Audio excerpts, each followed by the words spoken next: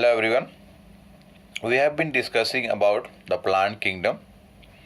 In the previous video, I had discussed about the division Bryophyta. The third division is Pteridophyta. So in this video, I am going to discuss about this division, that is Pteridophyta.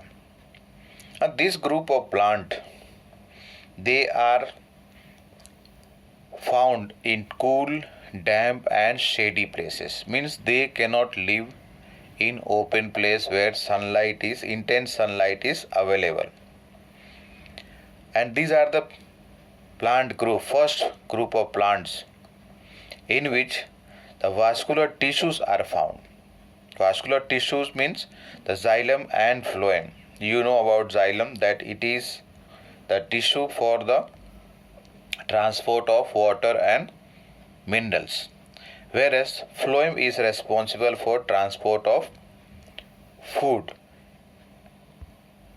And the group of plants that are included over here under this division, they are generally called as horsetails, or otherwise I hope you understand what is meaning of over here. One figure has been given. This is of Selaginella, horsetails like. And the other one is, they are called as ferns. This group of plant are very similar to earlier division what we had discussed, are responsible for holding the soil. Means they are also soil binders. Means they bind the soil so that soil erosion does not take place. And some of these are even useful in the medicinal purpose or for the medicinal purposes. We have earlier studied about the gametophyte and sporophytic phase in the life cycle. So when we discussed about Bryophyta, there we had discussed that the main plant body is gametophyte. But here the main plant body or the dominant plant body is the sporophyte, which is over here differentiated into true root, stem and leaves. And over here the roots are well differentiated. Why? Because they are having the vascular tissues. Vascular tissue means the presence of xylem and phloem for transport of water and food. When we discussed about bryophytes, over there true root, stem and leaves are not found. But here this is the first group of plant where the differentiation is found here, that presence of true root, stem and leaves are found. The leaves in this are, some of these members are having small leaves and some others are having little larger leaves. So in case the leaves are small, so they are called as microphylla. Small leaves are called as microphylla, and over here example included is Selaginella, the figure that is given down here, Selaginella.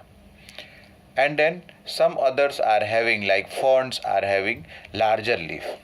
So they are called as macrophylla. Micro means small and macro is large. Sporophyte over here. Sporophyte bear sporangia. Sporophytes, they form sporangia which develop in association with the leaves. Means these sporangias are attached on the ventral side of ferns, especially over here. They are attached on the ventral side or ventral surface of the leaves here. And these are called as sporophylls. The leaves which is having the sporangia is called as sporophylls.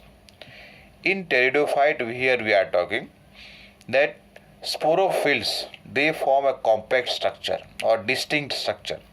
They form a distinct structure which is called as strobili or cones.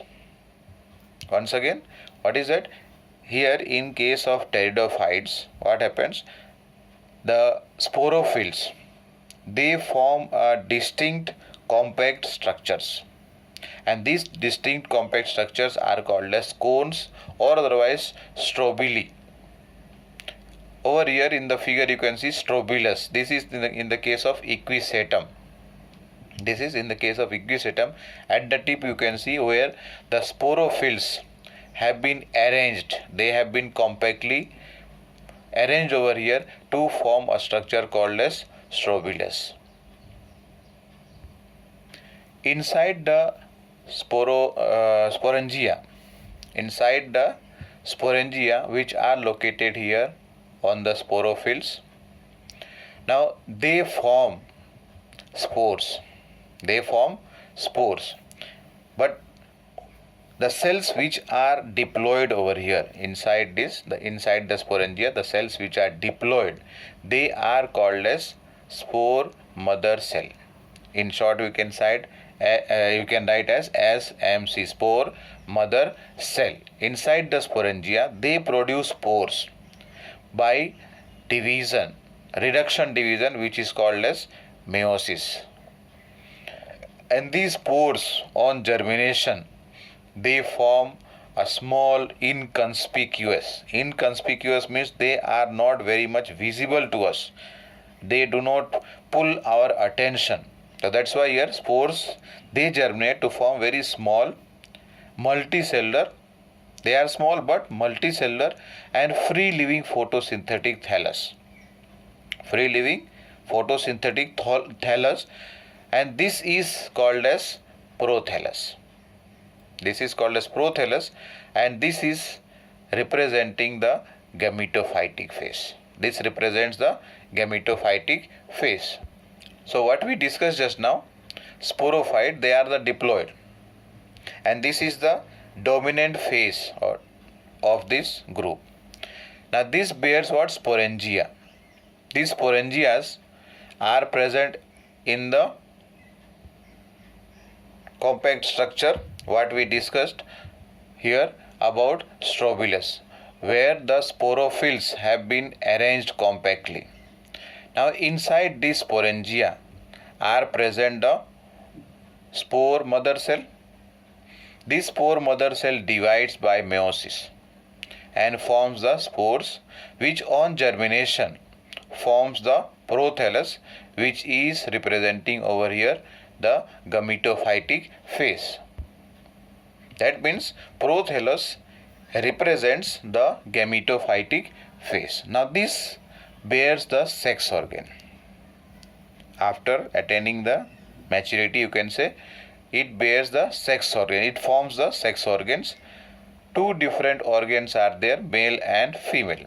The male sex organ is called as antheridium, inside which antherozoids are formed. These are the gametes. Antherozoids are having flagella. If you remember earlier also we have discussed, they are motile.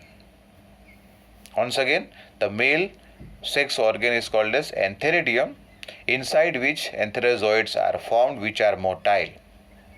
And at maturity, it is released into the water. So through water, the antherozoids swim and reach to the female gamete. Now in case of the female sex organ, it is called as archegonium. Inside archegonium are present the egg cell. These egg cells are present inside archegonium. They do not get released like the male gamete, that is antherozoid. So what happens here, that antherozoids swim through the water and reach to the mouth of archegonium and then enter into the archegonium, where fertilization takes place, as a result of which zygote is formed. That means now I am talking about the gametophytic phase. Once again, prothallus is representing over here the gametophytic phase, which forms two different types of sex organ. One is the male and the other one is the female sex organ, inside which the two gametes are formed. Antherozoid is motile, so it reaches to the mouth of the archegonium, enters into archegonium, and fertilization takes place. due to which what happens? The zygote formation takes place. Later on, this zygote is going to develop into a sporophyte again. Now about the gametophyte, little bit detailed or information about gametophyte. It requires cool, damp and shady place in order to grow. But their distribution is not very much wide. They have not been spread to a larger geographical area, means they are found in a very limited places, restricted areas only. Why? Because of requirement of the cool, damp, shady places in order to grow. And second thing is requirement of water for the male gamete to swim and reach to the female gamete. Let us see this point. The spread of living pteridophyte is limited and restricted to narrow geographical regions due to this specific restricted requirement. Due to this means the cool, damp, shady place is required, and also due to the need of water for fertilization.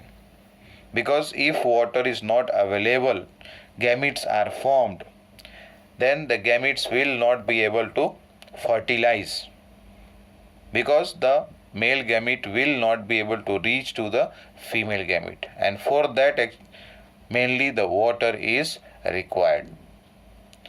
Now this gametophyte, as I mentioned earlier, they bear the sex organ. The male sex organ is called as antheridia and the female sex organ is called as archegonia.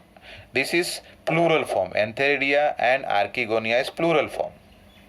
Singular form was, I had used earlier, antheridium and archegonium.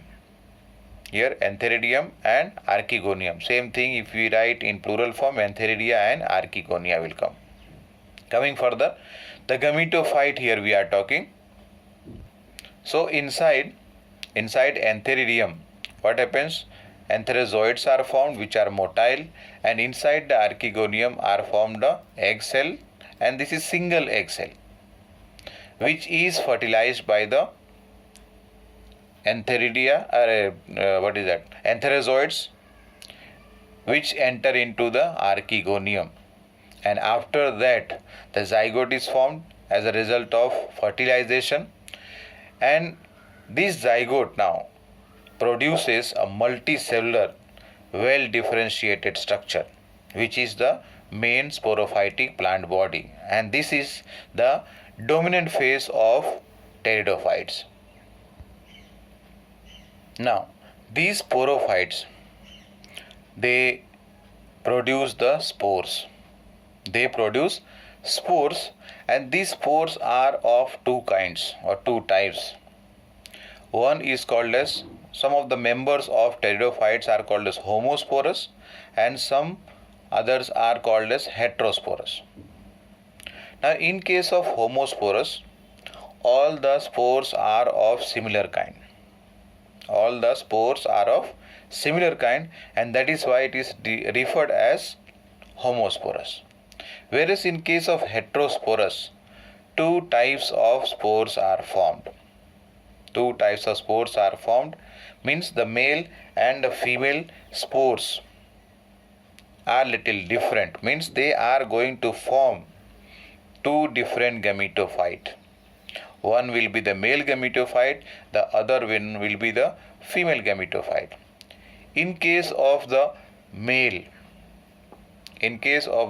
gametophyte, it is called as what? First of all, the spores formed are called as microspores, which are smaller in size. They germinate and form the male gametophyte. Once again, the sporophyte here we are talking that they produce two types of gametes, two types of spores, that is over here macrospores and microspore. Here in case of heterosporous species I am talking here. that two types of spores are found. One is little larger in size, so which is called as macrospores, and the smaller ones are called as microspores. On germination, these microspores give rise to male gametophyte. Whereas in case of the larger spore, which is called as macrospore, they germinate to form the female gametophyte. Now these female gametophytes do not get separated or detached from the parent sporophytic plant. Means they are retained, they remain attached to the parent sporophytic plant. And then the development of the zygote inside this female gametophyte takes place. So as a result of this, because of this only, this is referred to as precursor to seed habit. Like we will study in case of gymnosperm and angiosperm, how they form the seed.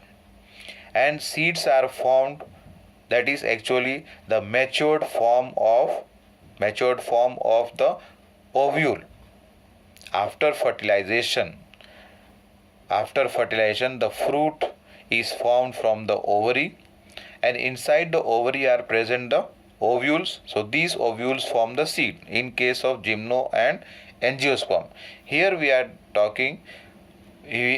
to understand that this attachment of the female gametophyte onto the parent sporophytic plant body and then zygote formation is very similar to that is taking place or that takes place in the case of angiosperm and in gymnosperm. So that is why this is considered as a precursor. मतलब ये starting हो रहा है. This is the beginning over here, where it is referred as precursor of seed habit. And the same thing we can also represent in this. This is a continuous flow chart where I have discussed about the general characteristic here. Prothallus is formed. Prothallus is the gametophyte which forms the two different types of gametes, and after the gamete fertilizes together, it is forming the zygote. Zygote develops into multicellular sporophytic plant body, which is the dominant plant body. Now this produces two types of spores, that is, some species are homosporous, some others are heterosporous. In case of homosporous, all the spores which are formed are similar in size, or they are similar. In case of heterosporous, what happens? Two different kinds of spores are found. One is macro and one is microspore. Macrospores are larger in size, which is going to develop into a female gametophyte, which is retained on the parent sporophytic plant. And because of this only, what happens? This is considered as a precursor of seed habit. Whereas in case of the microspores, they germinate and develop into male gametophyte, where the gametes develop, and then we have earlier discussed here, anthrazoids, they fertilize with the egg cell present in the female, that is female sex organ archegonium.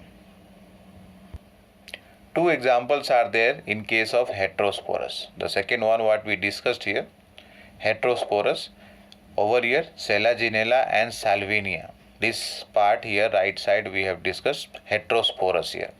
So for this the examples are Selaginella and Salvinia, and others will be homosporous.